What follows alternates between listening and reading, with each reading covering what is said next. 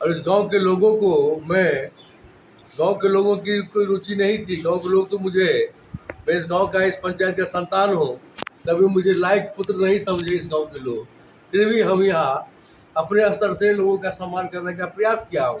और परिवार पचवा टोला में सामुदायिक भवन से शौचालय और हेल्थ एंड अवेयरनेस सेंटर, जो वर्षों से यहाँ मांग था लोगों का, स्वास्थ्य उद्योग का भवन अच्छा हो, चिकित्सक हो, उसका भी आज हम लोग शिलान्यास करने जा रहा है। बुधवार को बेनीपट्टी प्रखंड के परजुआर स्कूल में करीब 13 लाख की लागत से निर्माण होने वाले 2 कमरों बिहार चिकित्सा सेवा एवं आधारभूत संरचना निगम लिमिटेड के तहत करीब 75 लाख की लागत से निर्माण होने वाली हेल्थ एंड वेलनेस सेंटर का शिलान्यास संयुक्त रूप से सांसद डॉक्टर अशोक यादव, एमएलसी घनश्याम ठाकुर ने किया। वहीं संस्कृत विद्यालय के समीप 9,12,000 से निर्मित सामुदायिक भवन एवं शौचालय का उद्घाटन किया गया। इस दौरान भाजपा सांसद डॉक्टर अशोक यादव ने नरेंद्र मोदी शासनकाल की जमकर तारीफ की। उन्होंने कहा कि पीएम मोदी ने अग्निवीर योजना के जरिए देश को सुदृढ़ करने में लगे हुए हैं, तो कुछ लोग इसको लेकर अफवाह फैला रहे हैं। आज देश को प्रशिक्षित युवा की आवश्यकता है। ये अग्निवीर का कॉन्सेप्ट कई देशों में चल रहा है। इसको लाने के लिए कलेजा चाहिए, जो कि पीएम नरेंद्र मोदी ने करके दिखाया है। वहीं एमएलसी घनश्याम ठाकुर ने इस मौके पर कहा कि वो इस क्षेत्र के संतान हैं, इसलिए क्षेत्र के प्रति उनका खास कर्तव्य बन जाता है। ग्रामीण स्तर पर परजुआर डीहटोल के मध्य विद्यालय के लिए भवन और पाठशाला के समीप स्वास्थ्य केंद्र की मांग कई वर्षों से हो रही थी। आज खुशी हो रही है कि आज दोनों कार्य का शुभारंभ हो रहा है। आगे एमएलसी ने कहा कि सड़क मामले में इतना प्रयास हुआ है कि आगामी 1 वर्ष में इसका असर देखने के लिए मिलेगा। एक भी गली सड़क से वंचित नहीं नजर आएगी। आज पूरा क्षेत्र विकास की राह पर अग्रसर है। इस मौके पर दिवेंद्र यादव, शिव शंकर पांडे, पूर्व मुखिया भगवान नारायण झा, कन्हैया प्रतिहल, सुधीर झा, पप्पू कुमार, ललित सिंह, मुखिया पम्मी कुमारी, समाज सेवी रंजीत झा सहित कई लोग मौजूद थे। माननीय प्रधानमंत्री जी के नेतृत्व में देश हर क्षेत्र में विकास कर रहा है। गांव, गरीब, किसान के लिए विशेष रूप से माननीय प्रधानमंत्री जी चिंतित रहते हैं और विगत 8 वर्षों में जो माननीय प्रधानमंत्री गांव, गरीब, किसान, शोषित, वंचित, महिला, युवाओं के लिए जो काम किया है, इससे पहले की सरकारों में कभी ऐसा काम नहीं। अभी फिलहाल एक अग्निपथ योजना है जो सेना में भर्ती का योजना है, उसमें 17.5 साल, 18 साल से 23 साल के युवकों को सेना में भर्ती करने की योजना है। एक 12th पास युवक, 17.5-18 साल का मतलब होता है कि एक 12th पास युवक, 12वीं क्लास पास,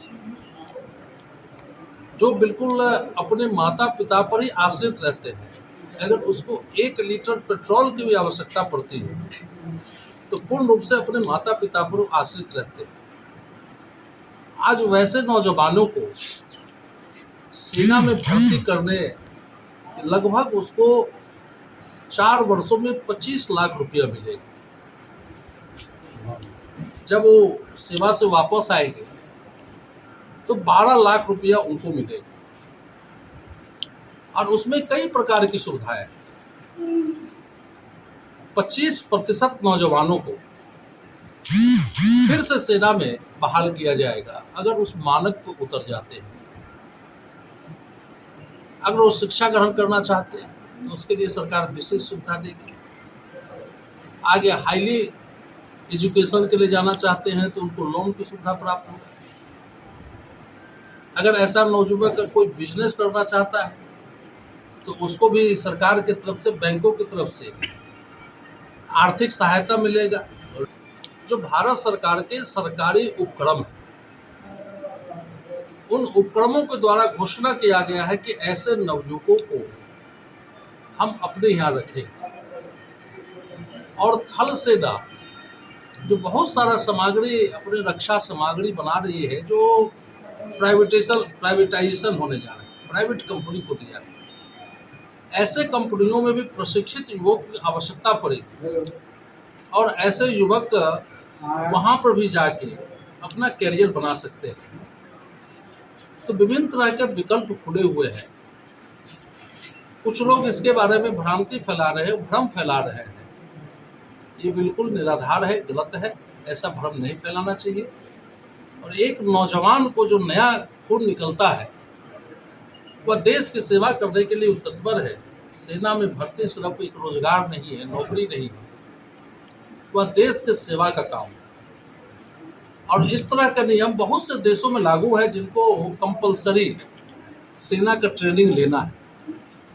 अगर ऐसे समाज में ट्रेंड नवयुवक अगर आ जाते हैं तो समाज को भी अनुशासित रखेगा।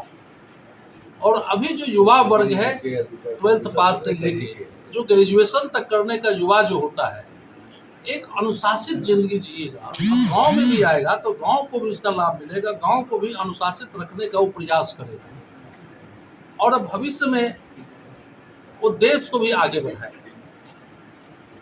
तो बिल्कुल ये देश हित में है। नरेंद्र मोदी जी जो सेना में आज से नहीं है, 1989 से ये चल रहा है, लेकिन परिवर्तन नहीं हो पा रहा।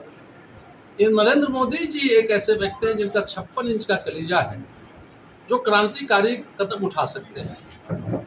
बहुत सारे क्रांतिकारी कदम नरेंद्र मोदी जी के शासनकाल में हुआ है जो लोग असंभव समझते थे।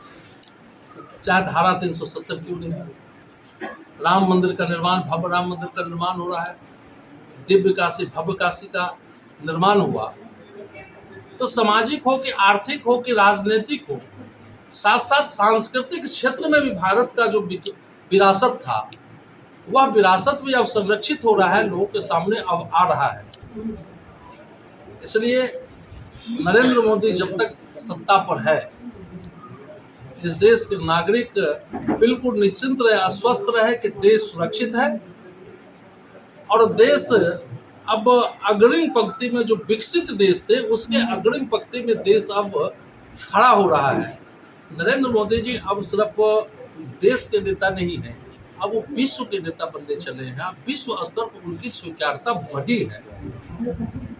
इसलिए नरेंद्र मोदी के नेतृत्व में पूरा देश मान और सम्मान के साथ आगे बढ़ रहा है और इनके नेतृत्व में और भी ज्यादा आगे बढ़ेगा। आज तो पंचवाटी टोला में 2 कमरा स्कूल का भवन वर्षों से लोगों का डिमांड था जी, यहाँ भवन नहीं है। हमने सदन में भी शून्यकाल के माध्यम से इस मामले को उठाया था और इस गांव के लोगों को गांव के लोगों की कोई रुचि नहीं थी। गांव के लोग तो मुझे, मैं इस गांव का, इस पंचायत का संतान हूँ, कभी मुझे लायक पुत्र नहीं समझे इस गांव के लोग। फिर भी हम यहाँ अपने स्तर से लोगों का सम्मान करने का प्रयास किया हूँ। और परिवार पचवा टोला में सामुदायिक भवन, शौचालय और हेल्थ एंड अवेयरनेस सेंटर, जो वर्षों से यहाँ मांग था लोगों का, स्वास्थ्य उद्योग का भवन अच्छा हो, चिकित्सक हो, उसका भी आज हम लोग शिलान्यास करने जाना है माननीय सांसद महोदय के साथ।